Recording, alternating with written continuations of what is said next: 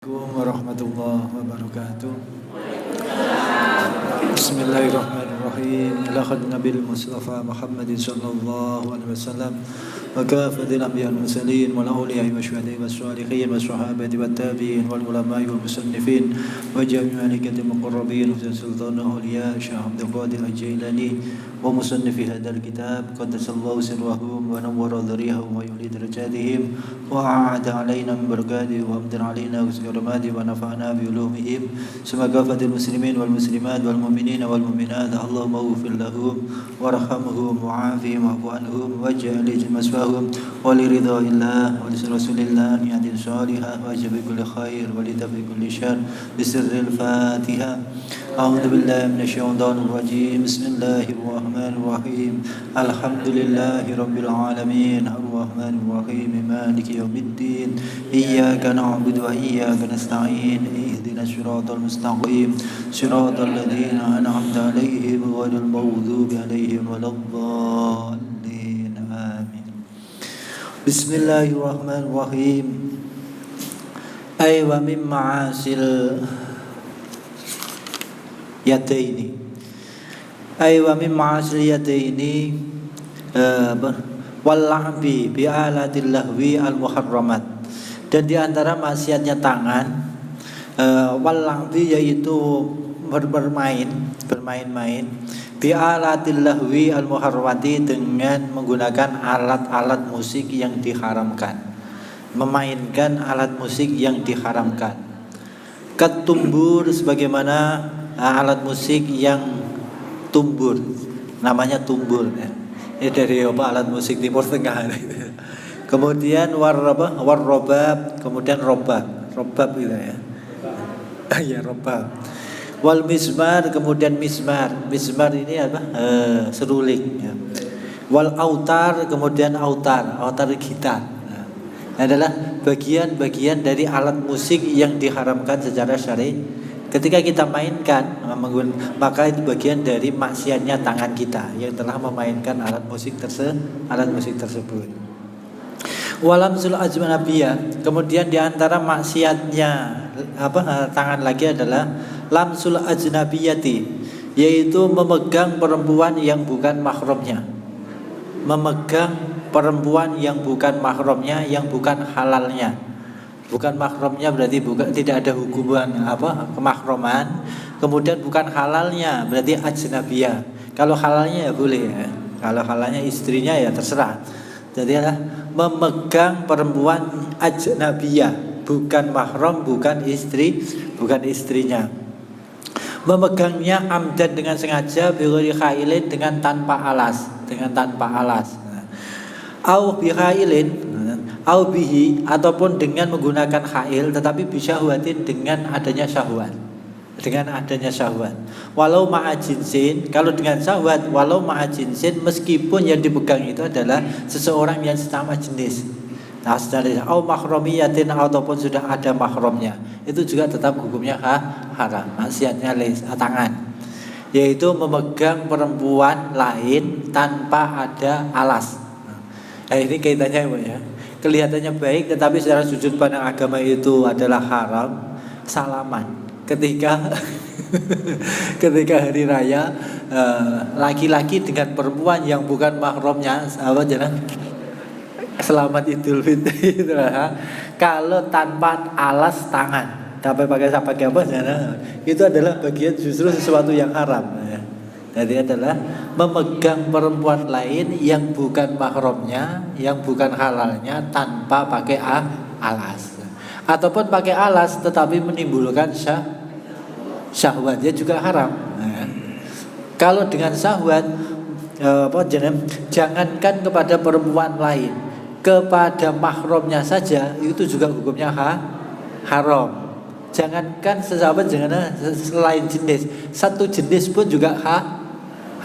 Laki-laki memegang laki-laki, kemudian kau bernafsu, nah itu haram memegangnya. Begitu juga perempuan memegang perempuan kau bernafsu, ya haram ya. Jadi adalah ketika ada syahwat, meskipun satu jenis ataupun satu mahram, tetap saja hukumnya haram. Kemudian wataswirul hayawan, Termasuk maksiatnya tangan lagi adalah menggambar hewan. Menggambar hewan. Yang dimaksudkan hewan ini adalah makhluk Allah yang bernyawa, ya. Jadi menggambar makhluk Allah yang bernyawa itu juga hukumnya haram, ya. Makanya ini kalau dilihat dari fenomena yang ada dalam kehidupan kita sehari-hari, sebenarnya banyak sesuatu dosa yang terjadi yang kadang-kadang tidak kita sadari, ya. Bahkan pelajaran sekolah kadang-kadang disuruh menggambar hewan, menggambar makhluk Allah yang bernyawa itu hukumnya haram. Tetapi nanti ada ada batasan-batasannya, ya. Kalau yang mutlak semuanya ulama itu sepakat itu hukumnya haram adalah apabila ada zil kemudian pantas untuk bernyawa. Ada zil itu maksudnya adalah patung. Kemudian pantas bernyawa itu adalah secara penuh. Jadi kalau setengah badan itu secara lahiriahnya tidak bernyawa, meskipun itu adalah bentuk makhluk yang bernyawa. Suatu contoh istilahnya bikin patung, tetapi setengah badan. Maka itu tidak sampai haram. Karena apa? Karena secara lahiriahnya tidak akan bernyawa. Ya. Begitu juga bikin patung hewan, tetapi patungnya hanya setengah badan, maka itu juga tidak sampai haram. Tetapi kalau bikin patung hewan ataupun manusia secara penuh, maka itu hukumnya haram. Meskipun itu patung pahlawan, meskipun patung pahlawan dan lain sebagainya, tetap saja hukumnya haram. Kemudian kalau nanti masuk kepada khilafiyah adalah gambar di buku. Tidak ada zil, tidak ada bayangannya. Tetapi kalau secara penuh itu juga hukumnya nanti haram. Sebagian ulama yang mengatakan haram. Jadi istilah orang menggambar manusia, tetapi secara penuh, sebadan penuh. Itu juga sebagian ulama ada yang mengatakan haram, ada yang mengatakan tidak, karena tidak ada bayangan. Ya. Tetapi kalau istilahnya menggambarnya itu hanya setengah badan, sesuatu itu tidak pantas untuk bernyawa, meskipun itu adalah makhluk yang bernyawa, semua ulama pun sepakat itu tidak haram. Jadi patung tetapi hanya setengah badan, ataupun menggambar seorang tetapi juga setengah badan, itu tidak haram. Ya. Kemudian waman uzzaka au ba'dhiha ba'dal wujub wat tamakkun. Termasuk maksiatnya tangan lagi adalah menghalang-halangi zakat. Menghalang-halangi zakat maksudnya adalah dia berkewajiban zakat tetapi tidak mau mengeluarkan zakat, ataupun amil meminta zakat tetapi dia tidak mau memberi. Makanya sebenarnya kalau dari sudut pandang hukum Islam dahulu, amil itu bukan duduk manis di masjid ataupun di musola, tetapi amil itu datang ke rumah-rumah orang kaya yang berkewajiban bayar zakat, kemudian menghitung harta benda tersebut, kemudian mengambil zakat. Asal mulanya seperti itu. Hukum amil, pekerjaan amil dalam sudut pandang agama sebenarnya begitu. Tidak duduk manis di dalam masjid, bukan. Makanya dalam ayat Al-Qur'annya itu khud, ya. Jadi bukan menerima, tetapi khud, ambillah, ya. Di dalam ayat Al-Qur'an itu adalah khud min amwalihim shadaqatan tutahhiruhum wa tuzakkihim biha wa sholli alaihim. Dalam ayatnya dalam surat At-Taubah, para amil itu diperintahkan untuk mengambil, ya, harta-harta zakat dari orang kaya tersebut. Bahkan dia berkewajiban untuk menghitung kalau sekiranya orang kaya itu tidak bisa menghitung bagaimana cara menghitung nisabnya harta benda yang harus dizakati, maka itu tugasnya amil. Jadi amil itu tugasnya mengambil harta zakat dari orang yang wajib zakat. Itu asal mulanya demikian. Meskipun sekarang ini ya tadi gambarannya adalah amil itu duduk manis di masjid nunggu. Ya. Jadi termasuk maksiatnya zakat adalah menghalang-halangi si amil mengambil zakat atau tidak mau memberikan zakat ataupun sebagian zakat. Sebagian maksudnya adalah misalkan dia wajibnya zakat yang dikeluarkan itu 5 juta, tetapi hanya dikasihkan 4 juta misalkan seandainya. Itu juga bagian dari maksiatnya tangan. Kemudian wa ikhraju ma la yujzi'u, ataupun dia mengeluarkan zakat hitungannya sudah penuh tetapi sesuatu itu tidak membuat sah zakat. Misalkan satu contoh, misalkan apa? Zakat hewan. Kemudian yang dikeluarkan adalah hewan yang cacat. Nah, berarti adalah ya istilahnya la yujzi'u, tidak mencukupi untuk dikeluarkan zakat tersebut. Nah, berarti itu pun juga masih termasuk maksiatnya tangan. Au i'tauha man la yastahiquha, ataupun dia berzakat dan yang dizakatkannya itu juga sudah menetapi syarat, tetapi diberikan kepada orang yang tidak berhak mendapatkan zakat. Itu juga bagian dari maksiatnya tangan. Memberikan zakat diberikan kepada orang yang tidak berhak untuk mendapatkan zakat. Au i'tauha man la yastahiquha wa man ul ajiri ujratahu. Termasuk maksiatnya tangan lagi adalah waman ul ajiri, yaitu menghalang-halangi pekerja ataupun buruh, menghalang-halangi ujrotahu, upah yang semestinya diterima oleh pekerja tersebut. Misalnya kita mempekerjakan orang itu sudah bekerja sesuai dengan apa yang kita inginkan, kemudian waktu kita membayar kita tidak mau membayar, bagian dari maksiatnya tangan. Jadi adalah menghalang-halangi upah dari orang yang sudah bekerja. Waman ul muttori ma yasuddu.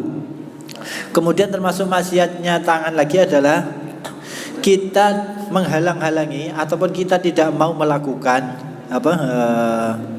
waman ul muttori ma yasuddu, yaitu kita menghalang-halangi orang yang dalam keadaan darurat, menghalang-halangi sesuatu harta benda yasuddu yang bisa menahan terhadap mutor tersebut.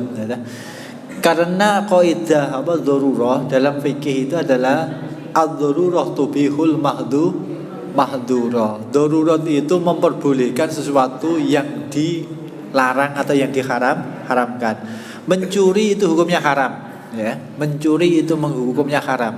Tetapi kalau orang itu dalam keadaan darurat kemudian orang itu mencuri harta benda kita itu tidak boleh menghalang-halangi. Kalau kita menghalang-halangi hukumnya haram.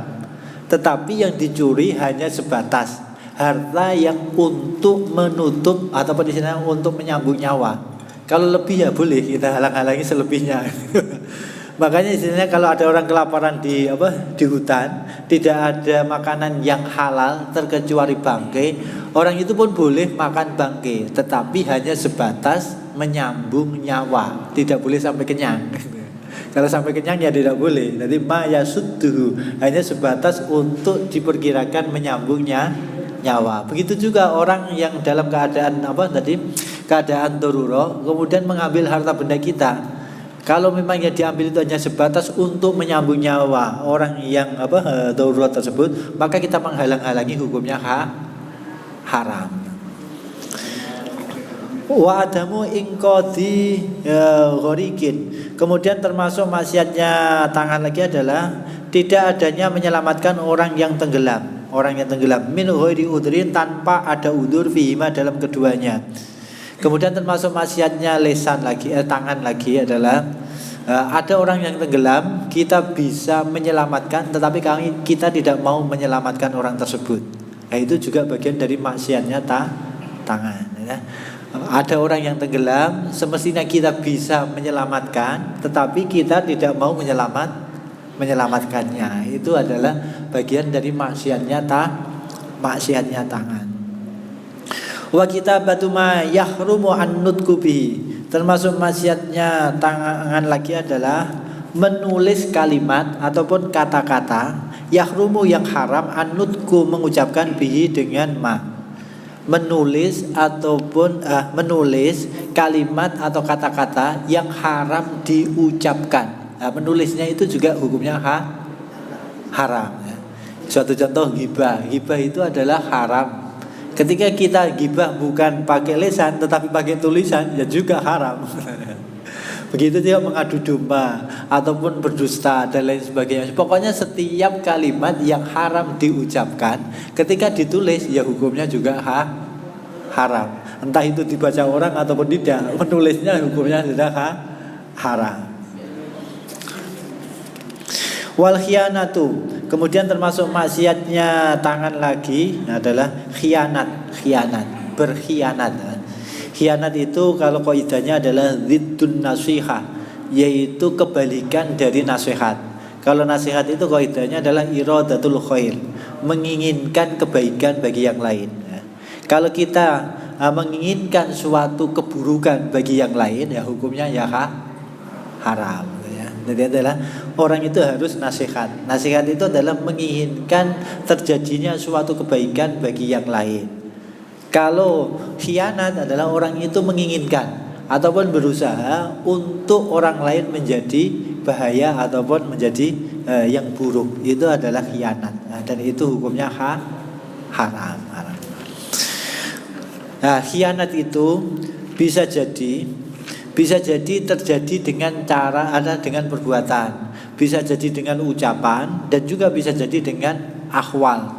Nah, akhwal itu istilahnya apa? Hati, ya, di dalam hati, akhlak. Akhwal itu akhlak. Itu juga semuanya hukumnya haram, hukumnya haram. Kemudian fasal wa min ma'asil farji, dan di antara maksiatnya farji adalah kemaluan. Az-zina yaitu melakukan zina, melakukan perzinahan. Wal liwat ataupun liwat. Kalau liwat itu istilahnya bahasa apa? Sodomi ya, sodomi tahu? Iya. Zina tapi berzina, tetapi yang dizinai itu bukan kemaluan depan tapi kemaluan belah. Apa itu namanya? Ya sodomi ya. Nah, itu liwat. Itu hukumnya juga haram ya. Kemudian wayuhadu dan dihad al-khurru seorang merdeka, laki-laki yang merdeka, al-muhsonu yang sudah muhson itu mempunyai hubungan yang halal, sudah beristri ataupun perempuan sudah bersua, mempunyai hubungan yang halal kemudian melakukan zina. Bil rojami dihad dengan cara dirajam, bil hijarati dilempari, bil hijarati dengan batu, al mu'tadilati yang sedang, batunya yang sedang, hatta yamuta dilemparinya sampai mati, hatta yamuta sampai mati. Wa ghairuhu sedangkan ghairu muhson dihad orang yang bukan muhson, orang muhson bimi'ati jaldatin dengan 100 cambukan.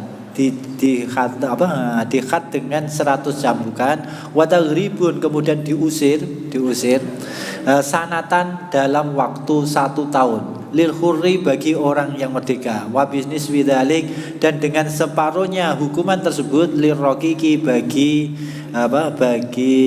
budak.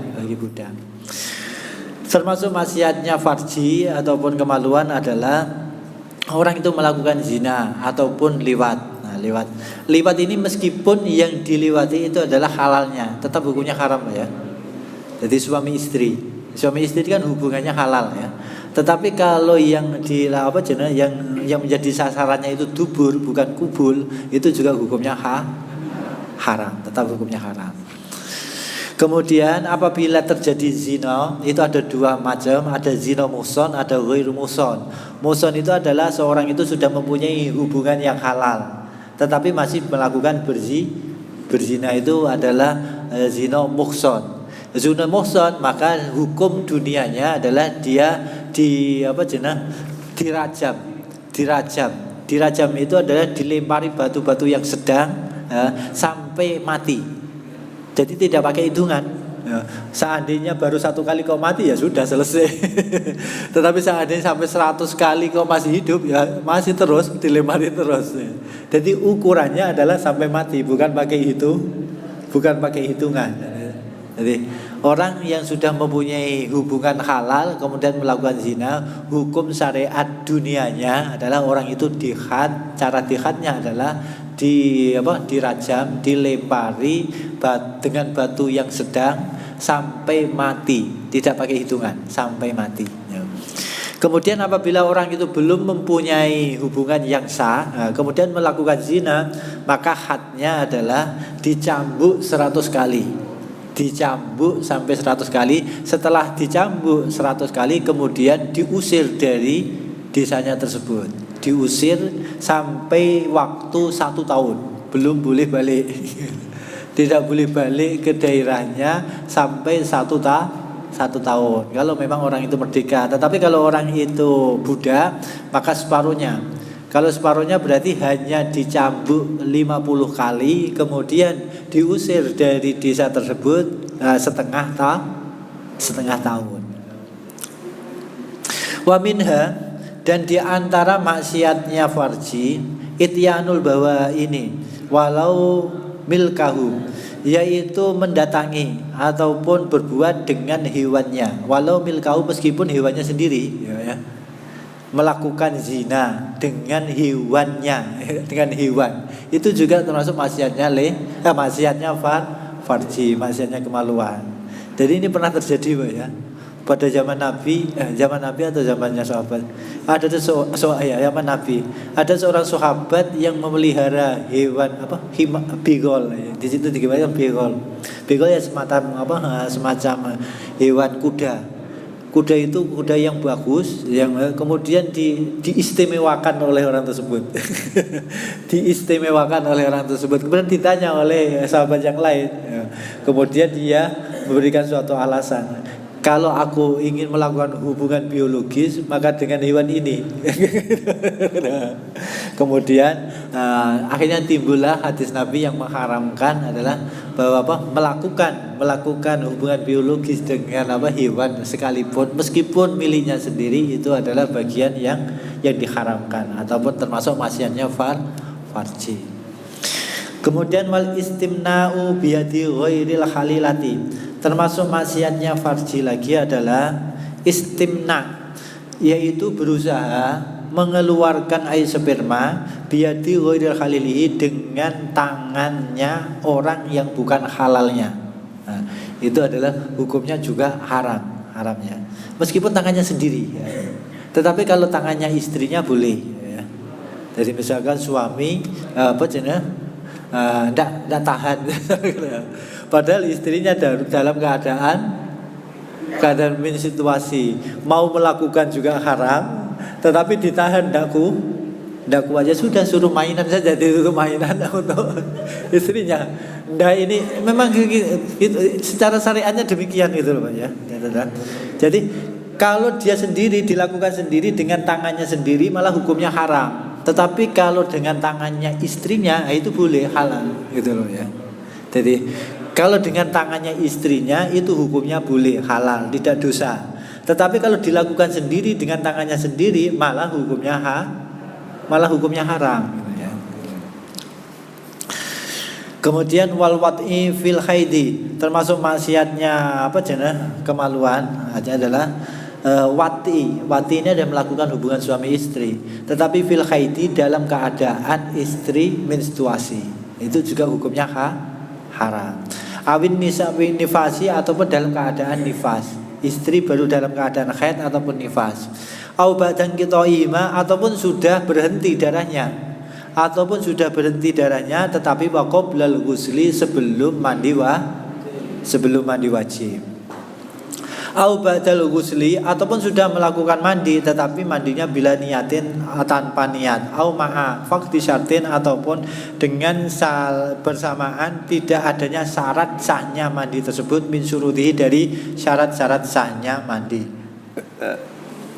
Termasuk maksiatnya kemaluan tadi adalah melakukan hubungan suami istri dalam keadaan haid ataupun dalam keadaan nifas, ataupun haid dan nifasnya sudah berhenti tetapi belum mandi, ataupun sudah mandi tetapi mandinya belum sah, ataupun mandinya secara fikih belum dianggap sah. Nah, ketika melakukan hubungan suami istri, maka termasuk maksiatnya farji. Kemudian wattakasyuf inda man yahrumu nadruhu ilaihi, termasuk maksiatnya farji lagi adalah wattakassufu, yaitu membuka atau tidak menutup, dibuka, indaman, di hadapan orang, yahrumu, yang haram, nadruhu, melihatnya orang tersebut, ilaihi, terhadap kasf tadi, ya. Termasuk maksiatnya sebenarnya ini tidak hanya farji, Pak, ya, tetapi adalah kaitannya dengan aurat. Jadi meskipun meskipun farjinya sudah tertutup, tetapi kalau auratnya itu terbuka dan dibuka di hadapan orang yang haram melihatnya, maka yang membuka juga hukumnya haram. Ya. Jadi ketika membuka aurat di hadapan orang yang haram melihatnya, maka yang melihat juga haram, tetapi yang membuka juga terkena hukum haram. Ya, hukum haram.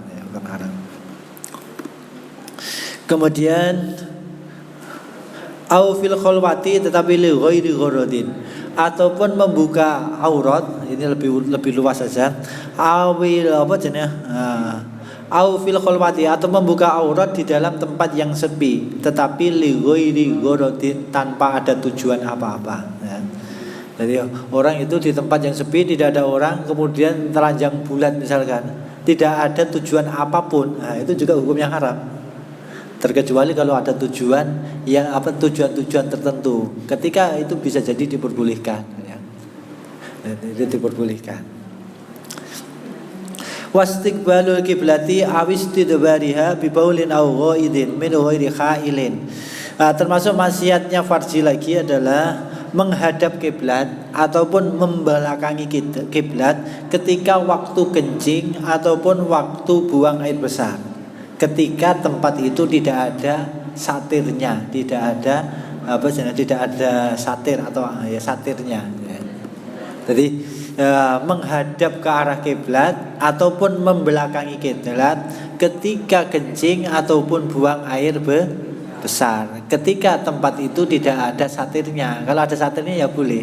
Nah, suatu contoh adalah toilet. Itu kan sudah ada satirnya, ada temboknya. Ada. Ketika itu menghadap ke arah kiblat ataupun membelakangi kiblat ya tidak haram. Jadi haram itu adalah ketika melakukannya adalah di tempat terbuka, tidak ada satirnya, tidak ada satirnya.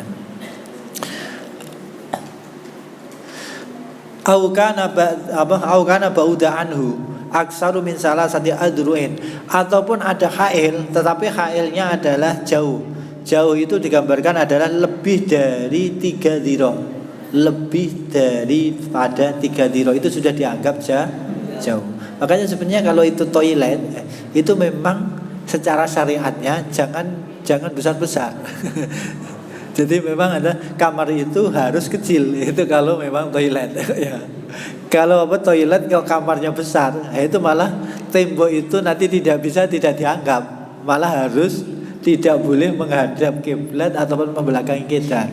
Tetapi kalau toilet ataupun kamar kecil itu memang kecil, ya, kurang dari 3 dhira. Kalau sudah lebih dari 3 dhira, maka hukum satir atau hukum toilet tersebut adalah seperti di tempat terbuka, tidak boleh menghadap ataupun membelakangi kiblat. 3 dhira. Padahal 1 dhira itu sekitar 40 sekian, tidak sampai setengah meter. Dari 1 dhira itu tidak sampai setengah meter. Berarti kalau istilahnya misal kamar kecil itu kok lebih dari 1,5 meter, maka hukumnya sama dengan di tempat terbuka. Jadi kalau sekiranya kamar kecil itu kok ukurannya 1,5 meter, nah itu berarti sudah hukumnya seperti di tempat terbuka, berarti haram menghadap ataupun membelakangi arah kiblat. Au kana aqalla min sulhayi dhira'in, ataupun lebih sedikit min sulhayi dhira'in, dari 2/3 dhira. Nah, ataupun satir tersebut adalah lebarnya kurang dari 2/3 dhira. 2/3 dhira. Kalau tadi satu dhiranya itu kurang lebih dari 40 sekian sentimeter, berarti adalah mungkin kurang lebihnya kurang dari 30 sentimeter. Kalau satirnya itu kurang dari 30 sentimeter juga dianggap di tempat terbuka. Au fil mu'addi lidzatika, ataupun illa fil mu'addi lidzalika, terkecuali ini ada beda lagi, illa fil mu'addi lidzalika, terkecuali tempat tersebut memang disediakan khusus untuk melakukan baul ataupun ghaid. Berarti satir tersebut tidak harus tadi tidak harus kurang dari 3 dhira, tidak harus lebih dari 2/3 dhira. Kalau memang tempat yang digunakan itu memang khusus untuk itu. Tetapi kalau misalnya tempat itu tidak khusus, kemudian dia bikin satir, maka satirnya harus menetapi syarat tadi, yaitu adalah jauhnya tidak lebih dari 3 dhira, kemudian satirnya tadi tidak kurang dari 2/3 dhira. Kemudian wataghawutu 'alal qabri, termasuk maksiatnya farji lagi adalah buang air besar 'alal qabri, di atas makom. Buang air besar di atas makom. Wal baulu fil masjidi, termasuk maksiatnya farji lagi adalah kencing fil masjidi, di dalam masjid. Meskipun tidak menajisi masjid, tetap hukumnya haram. Misalkan ada orang istilahnya tidak tahan, tidak berani keluar dari masjid misalkan. Kemudian kencing di dalam masjid, di dalam masjid dimasuki ke botol misalkan. Ya tetap saja hukumnya haram. Adalah kencing di dalam masjid meskipun tidak menajisi masjid, tetap hukumnya haram. Kemudian walau fi inain, walau fi inain, meskipun ketika kencing itu adalah di dalam wadah, di dalam botol. Wa 'alal mu'azzami, termasuk maksiatnya farji lagi adalah baul ataupun taghawud, buang air kecil atau buang air besar terhadap tempat-tempat yang diagungkan. Ya sama dengan masjid tadi. Masjid itu tempat yang diagungkan, ataupun musola tempat yang diagungkan, ataupun di dalam pesantren, pondok dan lain sebagainya, tempat-tempat yang diagungkan. Ketika kita melakukannya di tempat seperti itu, maka termasuk maksiat atau haram.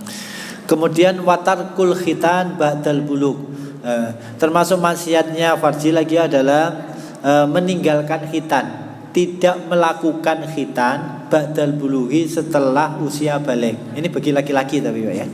Kalau bagi perempuan seandainya tidak khitan pun tidak berdosa. Hukumnya hanya sebatas sunat atau mukromah istilahnya dalam hadis. Tetapi bagi laki-laki khitan itu hukumnya wajib. Karena kalau tidak khitan, ketika kencing, maka dia tidak bisa istinja dengan sempurna.